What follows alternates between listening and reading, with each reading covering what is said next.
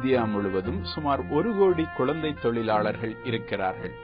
இவர்களை ஆபத்தான பணிச்சூழலிலிருந்து மீட்டு கல்வி வழங்க வேண்டும் என்பதே அரசாங்கத்தின் நோக்கமாக இருக்கிறது. தமிழ்நாட்டில் 2003ஆம் ஆண்டில் சுமார் 70,000 குழந்தை தொழிலாளர்கள் இருந்ததாக கணக்கிடப்பட்டிருந்தது.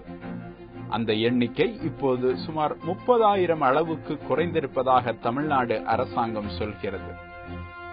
இந்த குழந்தை தொழிலாளர்களையும் மீட்டு கல்வி வழங்க வேண்டும் என்பதில் தமிழக அரசு முனைப்புடன் செயல்பட்டு வருகிறது.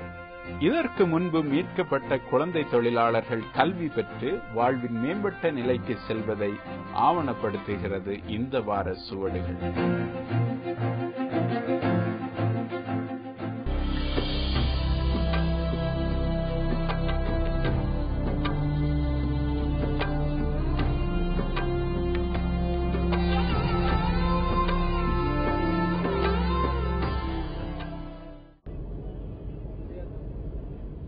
வேலூரிலிருந்து 10 கிலோமீட்டர் தொலைவில் இருக்கிறது குடியாத்தம். இங்கு கல்வி இல்லாத காரணத்தால் சொற்ப சம்பளத்துக்கு பீடி சுற்றி வருகிறார்கள் பெரியவர்கள். இவர்களுக்கு மத்தியில் கல்வி மறக்கப்பட்டு வலுக்கட்டாயமாக பீடி சுற்ற வைக்கப்படுகிற குழந்தைகளும் உண்டு. பீடி இலைகளை வேகமாக சுற்றுவதற்கு குழந்தைகளின் பிஞ்சு கைகள் தான் பொருத்தமானவை என்று நினைக்கிற சில பீடி கம்பெனி அதிபர்கள் இன்னமும் இருக்கிறார்கள். தமிழ்நாடு அரசின் திடமான முயற்சியாலும் தன்னார்வ அமைப்புகளின் நேரடி தலையீட்டாலும் ஏராளமான குழந்தை தொழிலாளர்கள் மீட்கப்பட்டிருக்கிறார்கள். இந்த குழந்தைகளுக்கு அடிமைத்தனத்திலிருந்து விடுதலை அடைவது பாரங்கள் அகன்று உடல் லேசாகி பறப்பதை போன்ற சுதந்திர உணர்வை தருகிறது. குடியாத்தம் நகரின் அக்ராவரம் பகுதி. காலை முதல் இரவு வரை உட்கார்ந்து 1000 பீடிகள் சுற்றினால் 125 ரூபாய் மட்டுமே சம்பளம். இந்த வேதனை வாழ்க்கையில் அஜித்தின் தாயார் 1 லட்சம் ரூபாய் வரைக்கும் கடன்பட்டு விட்டார். கடன்பட்ட பீடி கம்பெனியில் தனது மகனை முழு நேர வேலையில் அமர்த்தினார் அந்த தாயார். 13 வயது பாலகன் எப்படி தினமும் 16 மணி நேரம் வேலை செய்வார்? முரண்டு பிடித்த அஜித்துக்கு பல முறை தொடையில் சூடு வைக்கப்பட்டது. இந்த தகவல் உள்ளூர் மகளிர் சுய உதவி குழுவுக்கு தெரிய வந்து கடைசியில் அஜித் மீட்கப்பட்டார். இப்போது மகிழ்ச்சியாக பள்ளிக்கூடம் செல்கிறார் அஜித். அப்பாவுக்கு உடம்பு சரியில்லை, அதனால்தான் வீடு வேலைக்கு நான் படிச்சேன்னா கொஞ்சம் 5வது வரையும் படித்தேன். அதுக்கப்புறம் அப்பாவுக்கு உடம்பு சரியில்லைன்னு இப்போ ஒரு மாதம் விட்டாங்க வேலைக்கு. அப்படியே அங்கேயே அப்படியே தூங்க விட்டாங்க. அப்படியே நிற்க வச்சிட்டாங்க படிக்கிறது. அப்படியே வீடு வேலைக்கு செய்யுது. எனக்கு சூடு வச்சாங்களா சார், அப்போதான் எங்கள் ஆயா வந்து பார்த்துட்டு குழு மூலமாக சொல்லி வேலை எடுத்துன்னு வந்து அதுக்கப்புறம் ஹாஸ்பிட்டல் செலவெல்லாம் பார்த்து வேல் டியூஷனில் படிக்கிறது, இது வேலூரில் படிக்கிறதுக்கு விட்டாங்க. வேலை செய்யும்போது கஷ்டமாக இருந்துச்சு. அதுக்கு தான் சந்தோஷம். பிள்ளையாரத்துக்கு போக முடியாது, எங்கேயும் போக முடியாதுன்னு காத்தால 6 மணிலேருந்து நைட்டு 10 மணி வரைக்கும். அதுக்கப்புறம் போய் சாப்பிட்டு தூங்கும். அவங்களும் எங்க கூட வேலை பார்க்க. அவங்க ஆந்திராவுக்கு வாத்து மேய்க்கிட்டு காமிச்சிட்டு.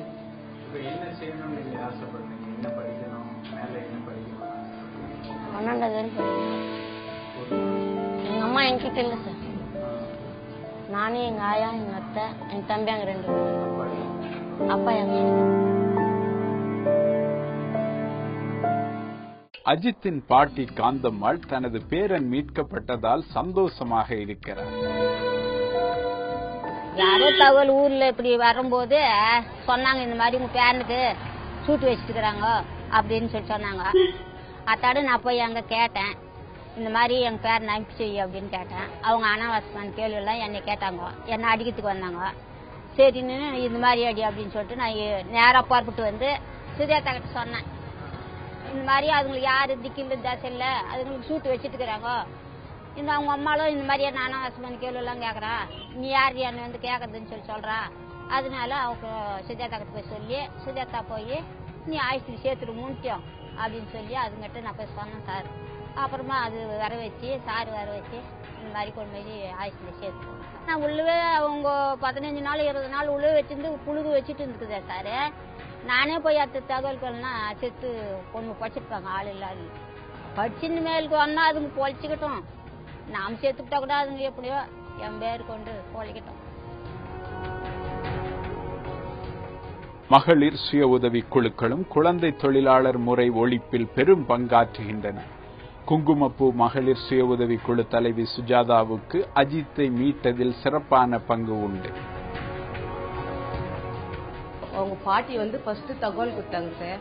நாங்க ஊருக்கு பெரிய ஆளுங்கிட்ட எல்லாம் கூட சொன்னோம். அவங்க எதுக்கும் தலையிட மாட்டேன்றாங்க. அவங்க கிட்ட பயப்படுறாங்க. நீதாம்மா எங்க பேரனுக்கு உதவி செய்யணும், உன்னால முடியுமா அப்படின்னு அவங்க பாட்டி தான் சார் 3 நாள் வந்தாங்க. காலையில மதியம் வந்தாங்க. நீ அவனை கொஞ்சம் பார்த்துட்டு எங்கிட்ட பேசுங்க, நீ அந்த பையனை ஒரு நிமிஷம் பாரு. நான் போய் கழட்டி பார்த்தா மொத்த புழுகு அப்படியே பாதத்துல புழுகே உந்துச்சு சார். நாங்க தூக்கி வர சொன்னோம். இங்க எல்லாம் ஃபுல்லா அந்த இது மேல பட்டுச்சுன்னா அந்த பையன் எங்கேயே காலி ஆயிட்டு. அது வெளியே வந்துட்டு பிறகு யாருக்கும் தெரியக்கூடாதுன்னு நைட்ல டவுல் கட்டிட்டு கூட்டின்னு போய் இங்க மெடிக்கல் அக்ரவாரத்துல இருக்குது. அதுல ஒரு இன்ஜெக்ஷன் போட்டு அவனுக்கு சாப்பிடறதுக்கு சாப்பாடு கூட அவன் வெளிக்கு வருதுன்னு சொல்றான். வெளியே போனோம் அப்படின்னு சொல்லிட்டு பாதி இட்லி ஒரு இட்லி தான் குடுத்துக்கிறாங்க. குடுத்துட்டு என்ன பண்ணிக்கிறாங்க, ரூம்லயே ஃபுட் போட்டுக்கிறாங்க. வெளியே போனா இது வெளியே வந்துடும், வெளியே தெரிஞ்சிச்சேன்னா நாங்க இதனால எங்களை ஏதாவது யாருன்னா எதாவது செய்வாங்கன்ட்டு. ஆனா இந்த ஊருக்காரன் அவங்க கிட்ட போறதுக்கு போயிட்டாங்க சார். இவங்க பெரிய ஆளுகிட்ட எல்லாம் போய் சொல்லியிருக்கிறாங்க. இந்த அம்மா நாங்க இன்னும் பண்ண முடியாது, அவங்க பாய்க்கு வாங்குறது தப்பு, அவங்க அப்படிதான் பண்ணுவாங்கட்டு. நாங்க என்ன பண்ணோம், எங்கிட்ட சொல்லுவாங்க பாட்டி, நாங்க வரோம் குழுக்காரங்க இருக்கிறோம், நாங்க குழுக்கார பேசுறோம். பேசிட்ட பிறகு அதுக்கப்புறம் நாங்க உங்களுக்கு தகவல் கொடுக்குறோம் அப்படின்னு சொன்னோம் சார். நாங்க அதுக்கப்புறம் நாங்க இங்க போய் பார்த்துட்டு வந்த பிறகு சாருக்கு ஃபோன் பண்ண சாருக்கு ஃபோன் பண்ணும்போது, நீ ஊருக்காரெல்லாம் கூப்பிட்டுமா, ஊருக்காரர் என்ன சொல்றாங்கன்னு கேட்டுக்கோ ஃபர்ஸ்ட். அது நம்ம அதை மீறி எங்கேயும் போக முடியாது அப்படின்னு சொன்னாரு. அப்புறமா சென்று ஊர் தலைவர் நம்பர் எல்லாமே வந்துட்டாங்க. அப்புறம் தாசில்தார் போலீஸ்காரு எல்லாமே வந்துட்டாங்க. அவங்க ஒய்ஃப் மட்டும்தான் உட்காந்துருந்தாங்க அவங்க வீட்டாண்ட. அப்புறமா சென்று நான் கூட்டின்னு போறேம்மா இந்த பையனை, நான் உங்களெல்லாம் இன்னும் பண்ணல, நீ எனக்கு விரோதம் இல்லை, நான் உனக்கு விரோதம் இல்லை, நான் கூட்டின்னு போய் அந்த பையனை ட்ரீட்மெண்ட் பண்ணி உனக்கு எவ்வளவு பாக்கி இருந்தாலும் நாங்கள் செட்டில்மெண்ட் பண்றோம், எங்களால முடிஞ்ச உதவி அப்படின்ட்டு நாங்க கூட கூட்டின்னு வந்துட்டோம் சார். அவரை கூட்டின்னு வந்துட்டு அங்கிருந்து என்ன பண்ணாங்க, வக்கீல் தாசில்தார் எல்லாமே வந்துட்டாங்க. வீட்டாண்ட மொத்தமே வந்துட்டாங்க. அங்க கீரங்க. அப்புறம் தாசில்தார் அடிக்க முடியல, ஒரு நொண்டி தான் அவரு கால இது போனோம். அவர் என்ன பண்ணாரு, எகிரி 4 அடி இங்கே அடிச்சாரு அவனை அந்த சூடு வச்சுன்னு. அதுவும் இந்த பையன் கத்துறான்னுட்டு வாயில துணியை வச்சுட்டு வேற ஆள் ஒரு ஆள் புடிச்சுக்கின்னு அவங்க அம்மாவும் உணர்ந்த சார். அது அவங்க அம்மா உணர்ந்த ஜல்லிக்கட்னியில போட்டு நல்லா நெருப்புல வேக வச்சுட்டு அப்படியே பட்டே வச்சுட்டு இருந்தாங்க சார்.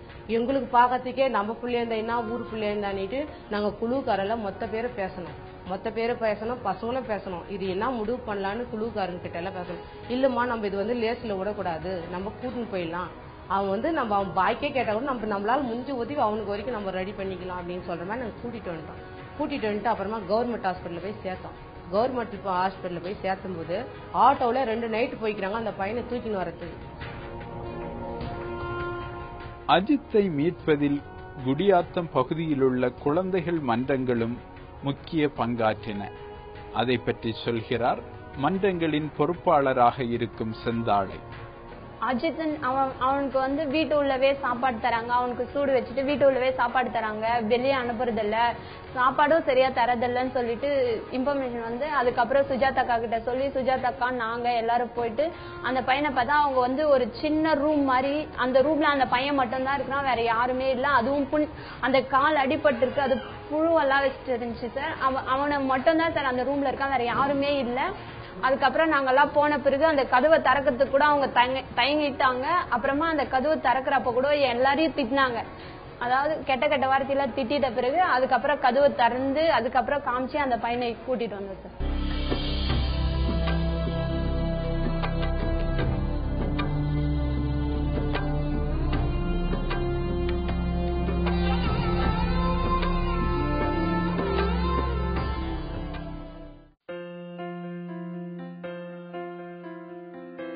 செந்தாமரை பெற்றோர் பட்ட 1500 ரூபாய் கடனுக்காக 7ஆம் வகுப்பில் படிப்பை பாதியில் விட்டவர்.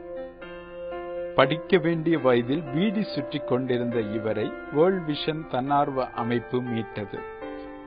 டெய்லரிங் பயிற்சிக்கும் ஏற்பாடு செய்தது.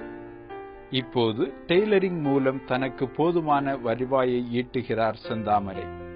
தனது 2 குழந்தைகளையும் படிக்க வைக்கிறார்.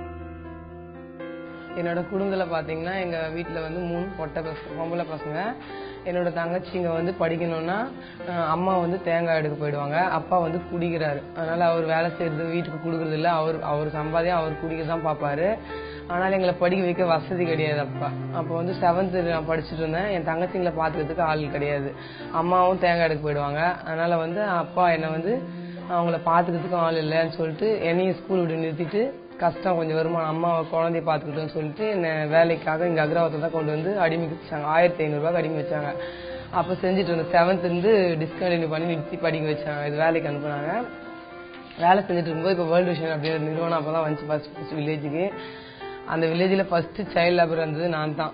அதை வந்து இவங்க வந்து விசாரிச்சாங்க, உங்களுக்கு படிக்க விருப்பம் இருக்கா அப்படின்னு கேட்டாங்க. விருப்பம் இருக்கு அப்படின்னு சொன்னோம். அப்போ வந்து உங்களுக்கு எவ்வளவு அடிமையில வச்சிருக்கிறாங்க காசு அப்படின்னு சொல்லிட்டு கேட்டாங்க. 1500 ரூபாய் வச்சு டெய்லியும் போய் பீடி சுத்தணும். வந்து இங்க சாயந்தரம்னா வீட்டுக்கு வருவோம். அப்படிதான் போயிட்டு இருந்துச்சு. ரொம்ப கஷ்டம், படிக்க முடியலன்ற கவலை எனக்கு இருந்துச்சுங்க. அப்போ வந்து வேர்ல்டு விஷன் வந்து அந்த காசை கொடுத்து என்னை மீட் எடுத்து என்னை போய் ஸ்கூல்ல கூட்டிட்டு போய் சேர்த்தாங்க. 7th இருந்து கண்டினியூ பண்ணாங்க. 7th இருந்து 12th வரைக்கும் எனக்கு அவங்க தான் ஹெல்ப் பண்ணாங்க. எல்லா ட்ரெஸ்ல இருந்து எல்லாமே. இப்போ கூட அந்த சூழ்நிலை அந்த டைம்ல அப்படி இல்லைன்னா என் லைஃப் இன்னைக்கு என்ன இருக்கும்னு சொல்ல முடியாது. படிப்பே இல்லாம போயிருக்கோம். அந்த டைம்ல ஹெல்ப் பண்ணி இன்னை வரைக்கும் படிக்க எனக்கு உதவி செஞ்சாங்க. மேலும் அதாவது மேரேஜ் அப்பா வேற 10th படிக்கும்போது அப்பா இறந்துட்டாருங்க. அப்பா இருந்துட்டு அம்மா ஒண்டி தான் இருக்கிறாங்க. பொட்டை பசங்க வேற. சரி என்ன பண்றது சொல்லிட்டு மேரேஜ் பண்ணிட்டாங்க. வீட்டுக்காரர் வந்து பாத்தீங்கன்னா லேபர் தான், கூலி வேலை தான் செய்யறாங்க. எனக்கு 2 பெண் குழந்தை இருக்குங்க. என் குழந்தைய படிக்க வைக்கிறேன். இப்போ வருமானத்துல படிக்க வைக்கிறேங்க. பின் காலத்துல நல்லா முன்னேறுனா என்ன மாதிரி குழந்தைங்களுக்கு ஹெல்ப் பண்ணணும். ஹாஸ்டல்ஸ் அந்த மாதிரி இருக்கிறாங்க இல்லைங்களா, அவங்களுக்கு அந்த மாதிரி குழந்தைங்களுக்கு ஹெல்ப் பண்ணணும். படிக்க முடியாத குழந்தைங்களுக்கு ஏதாவது ஹெல்ப் பண்ணணும். அந்த மாதிரி எல்லாம் இருக்குங்க. மகள் சொந்த காலில் நிற்பதால் இப்போது செந்தாமரையின் தாயார் முனியம்மா மகிழ்ச்சியாக இருக்கிறார். எங்கள் வீட்டுக்காரர் அவங்க சரியா இல்லை, அதனால படிக்க வைக்க முடியாதுன்னு நிறுத்திட்டேன். வேல் டிவிஷன் வந்து எனக்கு ஹெல்ப் பண்ணி எங்கள் பொண்ணை கடத்திட்டு இட்டுன்னு வந்து அவங்க படிக்க வச்சாங்க 10வது வரைக்கும். எல்லாம் நோட் புக்கு எல்லாம் போட்டு அதுக்கு மேலே அவங்க 12வது வரைக்குமே படிக்க வச்சாங்க. படிக்க வச்சுட்டு ஆஸ்பத்திரி சீட்டு இதெல்லாம் கூட பார்த்தாங்க. பார்த்துட்டு இப்போ அவங்களால தான் என் பொண்ணை படிக்க வச்சேன். என்னால முடியல.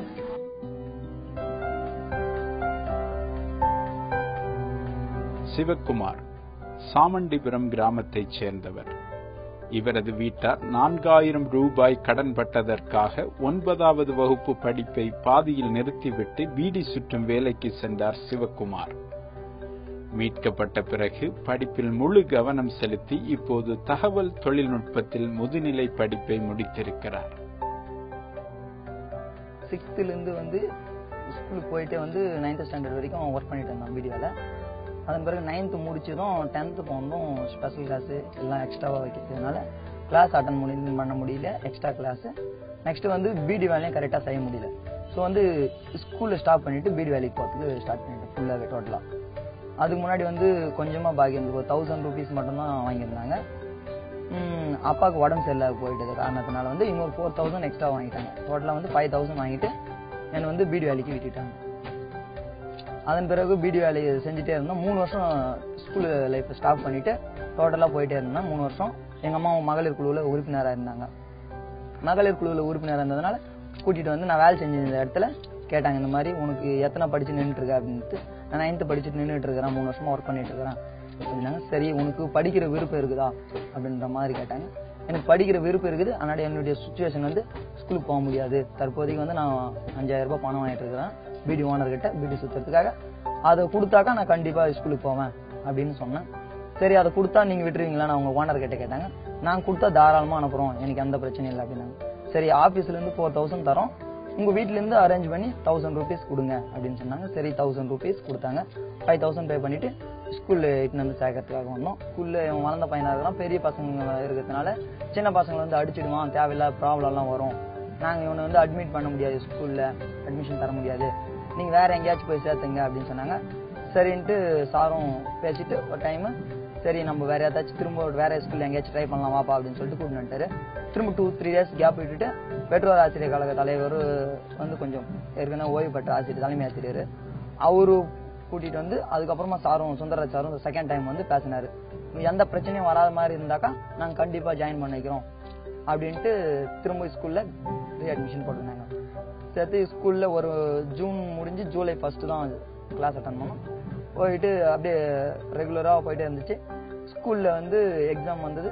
ஸ்கூல்ல மேத்தமெட்டிக்ஸ்ல சென்டம் எடுத்தேன். ஸ்கூல்ல தேர்டா வந்தோம். அப்புறம் +2ல வந்து 60% மார்க் எடுத்தேன், 720 மார்க். சரி அது வரைக்கும் முடிச்சுட்டு நின்னுலான்னு ஜாயின் ஐடியா பண்ணேன். சரி வேலைக்கு போகலாம் அப்படின்ட்டு.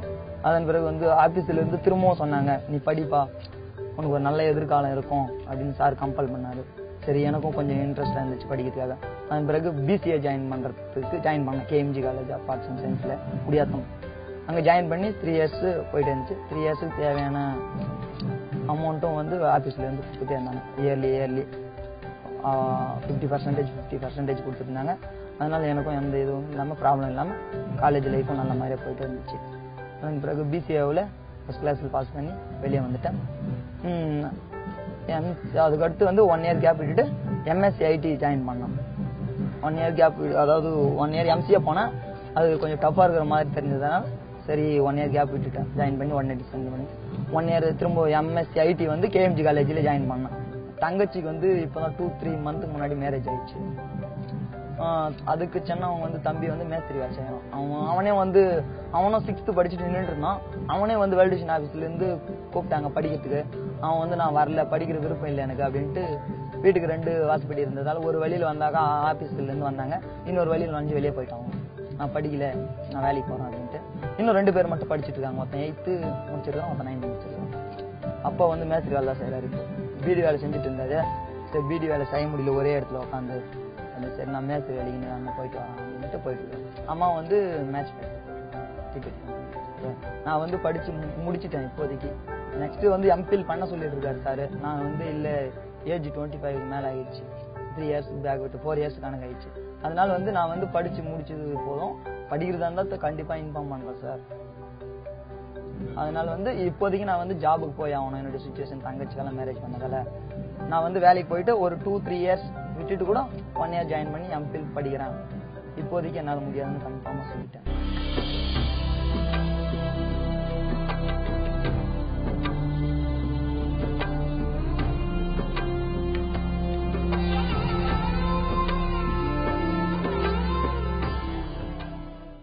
குழந்தை தொழிலாளர் மீட்பில் குழந்தைகள் கண்காணிப்பு குழுக்கள் முக்கிய பங்கு வகிக்கின்றன. குடியாத்தம் பகுதி குழந்தைகள் கண்காணிப்பு குழுவின் தலைவி செந்தாளை பேசுகிறார். நாங்க குழந்தைகள் கண்காணிப்பு குழுவில் 129 குழந்தைகளை வந்து கண்காணிக்கிறோம். இந்த குழந்தைகள் கண்காணிப்பு குழுவை வந்து நாங்க 3 பிரிவா பிரிச்சிருக்கோம். ரோஜா, மல்லி, தாமரைன்னு சொல்லிட்டு. இந்த 3 பிரிவுல வந்து நாங்க மாரியம்மன் ஸ்ட்ரீட்ல இருக்கிற 74 குழந்தைகளை வந்து 5 பேர் கண்காணிக்கிறோம். மீதி 39 குழந்தைகளை வந்து எம்ஜிஆர் அண்ணா நகர்ல இருக்கிற குழந்தைங்க பசங்க 5 பேர் கண்காணிக்கிறாங்க. அதன் பிறகு வந்து எம்ஜிஆர் நகர்ல இருக்கிற 17 குழந்தைகள் வந்து அவங்க ஒரு குரூப்பா கண்காணிக்கிறாங்க. இந்த குழந்தைகள் கண்காணிப்பு குழு வந்து அவங்களுடைய கல்வி எப்படி இருக்குதுன்னும், அப்புறமா அவங்களுடைய ஸ்போர்ட்ஸ் எப்படி இருக்குன்னு சொல்லிட்டு, அவங்க ஹெல்த் எப்படி இருக்குதுன்னு சொல்லிட்டு கண்காணிக்கிறோம். இதை வந்து நாங்க வாரத்துல 2 முறையா அவங்கள வந்து கண்காணிச்சு மானிட்டர் பண்ணி அவங்க எப்படி இருக்காங்க அப்படின்னு சொல்லிட்டு எங்க குழுவில் வந்து பேசுறோம். குடியாத்தம் பகுதியில் குழந்தை தொழிலாளர் ஒழிப்பில் கணிசமான வெற்றி கண்டுள்ளது வேர்ல்ட் விஷன் தன்னார்வ அமைப்பு. இந்த அமைப்பின் நிகழ்ச்சி அலுவலராக இருக்கும் ராஜ்குமார் குழந்தை தொழிலாளர் ஒழிப்பில் தங்களது பங்கு பற்றி சொல்கிறார். குறிப்பா இந்த வேலூர் மாவட்டத்தில் குடியாத்தம் மற்றும் பேர்னாம்பட்டு 2 பகுதியுமே பேக்வேர்டான 2 வட்டாரங்களும் பேக்வேர்டான பிளாக்ஸ். அதே நேரத்தில் பேக்வேர்டான இருந்தாலும் இந்த மன்சூன் பருவ காலத்தில் சரியானபடி மழை பெய்யாததுனால அக்ரிகல்ச்சர் வந்து அதிகமாக நம்பி பிழைக்கல மக்கள். குறிப்பாக இந்த பேர்னாம்பட்டு மற்றும் குடியாத்தம் பகுதியில் தோல் factories, match box industries, beedi rolling companies எல்லாமே காட்டேஜ் இண்டஸ்ட்ரீஸ் தான். எல்லாமே bit and piece of work செய்கிற மக்கள். இதில் வந்து நிறைய கம்பெனிஸ் அதில் இருக்கிறதுனால மக்கள் அங்கே போயிட்டு அங்க வேலை செஞ்சு தன் வருமானத்தை ஈட்டுறாங்க. அதனால பெரிய அளவுல மக்களுடைய வருமானம் வந்து அக்ரிகல்ச்சர்ல இல்லாததுனால இந்த கம்பெனியை நம்பி மக்கள் வந்து வேலை செஞ்சு தன்னுடைய வாழ்வாதாரத்தை நிலைநிறுத்திக் கொள்கிறார்கள். அதான் இங்க மேஜரா தான் ப்ராப்ளம். எல்லாத்துக்குமே இந்த வறுமையின் நிமித்தமாக தான் அந்த குறிப்பா இந்த சைல்ட் லேபர், அதாவது குழந்தை தொழிலாளர் திட்டம் முறை வந்து ஆரம்பிச்சிருக்கீங்க சிறிதா. கடைசியில என்ன ஆச்சுன்னா அது நாளடைவில் அந்த குழந்தைகளை வந்து ஏன்னாக்கா குழந்தை தொழிலாளர் அதிகமா இருக்குதுன்னா குழந்தைகள் தான் அந்த பீடி சுத்துற வேலையை மேட்ச் பாக்ஸ் ரொம்ப குயிக்கா பண்றாங்க அடல்ட்டை விட. இந்த சில்ட்ரன் ஃபிங்கர்ஸ் வந்து making beedi very fast manner. So that children வந்து அதுல அடிமை செய்ய மக்கள் என்னன்றாங்கன்னா ஒரு குழந்தைய அடமானம் கொடுத்துட்டு ஒரு 1000 ரூபாய் 1500 ரூபாய் அந்த காலத்துல 20 இயர்ஸ்க்கு முன்னாடி வாங்கி தன்னுடைய குடும்ப ஜீவனத்தை மக்கள் பார்த்துருந்தாங்க. ஸோ அது நாளடைவில் வளர 1000 1500 5000 10000 15000 அளவுக்கு வந்துட்டு லட்சக்கணக்கில் மக்கள் வாங்கி இது மாதிரி குழந்தைகள் வந்து தொடர்ந்து அதில் பள்ளிக்கு செல்லாமல் தொடர்ந்து பீடி அந்த குழந்தை தொழிலாளர் முறையிலே இருக்கிறாங்க. அதே நேரத்தில் பிள்ளைங்க 5ஆம் கிளாஸ் படிச்சுட்டு படிப்பு வரலனாலும் ஆட்டோமேட்டிக்காக பேரண்ட்ஸ் வந்து என்ன பண்ணிடுறாங்க, மக்களை அந்த குழந்தைங்களை அடமானம் வச்சுட்டு காசு வாங்கி வாழ்வாதாரத்தை நடத்திட்டு இருக்காங்க. இதான் மேஜரா ரீசன் ஃபார் சைல்ட் லேபர். இப்போ குறிப்பா பார்க்க போனா சில beedi industries, beedi owners, leather companies தொடர்ந்து குழந்தை தொழிலாளர்களை வைக்கும் போது நாங்கள் இன்ஃபர்மேஷன் கொடுத்தா இமீடியட்டா வந்து அவங்க சீல் வச்சுட்டு அந்த குழந்தை தொழிலாளர்கள் மீட்கிற கம்பெனி ஓனர் இமீடியட்டா அரெஸ்ட் பண்ணி அரசு சட்டத்தில் என்ன சொல்லுது அப்படி சட்டப்படி நடவடிக்கை எடுப்பதற்கு அது ஒரு பெரிய வாய்ப்பா இருந்துச்சு. இப்படி நாளடைவில் போகும்போது 2000க்கு மேல பாத்தீங்கன்னா அந்த சிறிது அந்த குழந்தை தொழிலாளர்களுடைய சதவிகிதம் வந்து குறைஞ்சு இன்னைக்கு பாத்தீங்கன்னா 95% மக்கள் வந்து பெற்றோர்களே தங்களை தாங்களே நாங்கள் கொடுத்த விழிப்புணர்வு நிமித்தமாக இந்த குழந்தைகளை நம்ம அனுப்பக்கூடாது, நம்ம தொடர்ந்து நம்ம படிப்பு வைப்போம், இனிமேல் நம்ம தான் இந்த தொழில் இருக்கோம், ஆனால் குழந்தைகளை நம்ம இனிமேல் பண்ணக்கூடாது அப்படின்னு சொல்லிட்டு அவங்களும் அனுப்புறது இல்லை இப்போ. பட் நாங்கள் மீட்டெடுத்த குழந்தைகளை அப்போ மீட்டெடுத்த பசங்களை தொடர்ந்து SSA மூலமாகவும் கூட அந்த குழந்தைங்களை இந்த டிரான்சிட் ஸ்கூல்னு சொல்றாங்க அதில் வச்சு மறுபடியும் நான் ஒரு ஃபார்மல் ஸ்கூல் அனுப்புறதுக்கு ஒரு வாய்ப்பா இருந்துச்சு.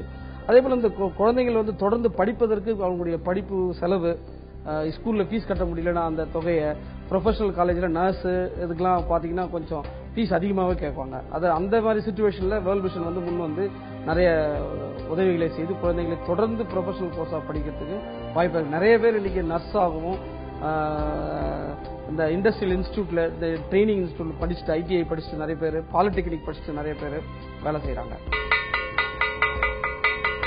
சமீபத்தில் கூட குடியாத்தத்தில் குழந்தை தொழிலாளர்களாக இருந்த 2 பெண் குழந்தைகள் மீட்கப்பட்டிருக்கிறார்கள். குழந்தைகள் சுதந்திரமானவர்கள், ஓடி ஆடி விளையாட வேண்டியவர்கள். அவர்களிடமிருந்து திருடப்பட்ட குழந்தை பருவத்தை யாராலும் திருப்பித் தர முடியாது. அவர்களது கையில் பீடி இலைகளையோ வத்தி குச்சிகளையோ செங்கற்களையோ தரக்கூடாது என்று எல்லோரும் உணர்கிற ஒரு நாள் வரும். அன்று நமது சமூகம் ஆரோக்கியமானதாக இருக்கும்.